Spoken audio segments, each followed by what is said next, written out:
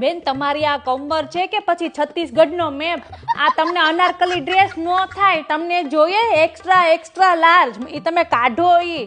હા પણ ઈ અનારકલી હું ઓલો સલીમે આવતો હશે ને તો યુટર્ન લઈ લે ને એમ કે આપણે ક્યાં એરિયામાં આવી ગયા. તો હું તમે એક કામ કરો, ઓય મનીષા આ બેન ને જરીક તું દેતો, ડબલ એક્સલ નહીં પણ 3-4 એક્સ લગાડીને છે ને એને તું સાઈઝ આપતો ઈ બેન ને. અને તમે છે ને જે પણ તમે ડ્રેસ લો ને તમે ફાડી નાખો છો. જો હવે તમે કોઈ પણ ડ્રેસ ફાડ્યો ને તો સીધું છે ને કાઉન્ટર ઉપર પૈસા ભરવા પડશે. હો જ્યારે આવો ત્યારે દુકાનમાં ગળદી કરવા આવો છો. એક તો જગ્યા આટલી અમથી હોય અને અમારી વળી જગ્યા આટલી હોય. હા તો પણ બોલે જ ને, કેમ ન બોલે? તમે ક્યારના બધાય મારા કપડા ટ્રાય કરીને તમે બધા ફાડી નાખ્યા. હવે આનું બધું ભાડું ને આ બધું સીવવાનું કોણ દે હે?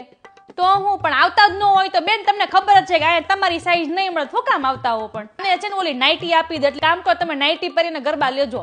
અને એ તમારી સાઈઝનું તો અમારી પાસે જ નથી. અને તમારી સાઈઝનું અમારે કપડાં સીવા હોય ને તો 6-7 અમારે દરજી રાખવા પડશે ને ત્યારે તમારા કપડાં સીવાશે. તમે એક કામ કરો, હોલસેલ માર્કેટમાં જાઓ, ત્યાં તમારે છે ને જથ્થાબંધ કાપડ મળે છે.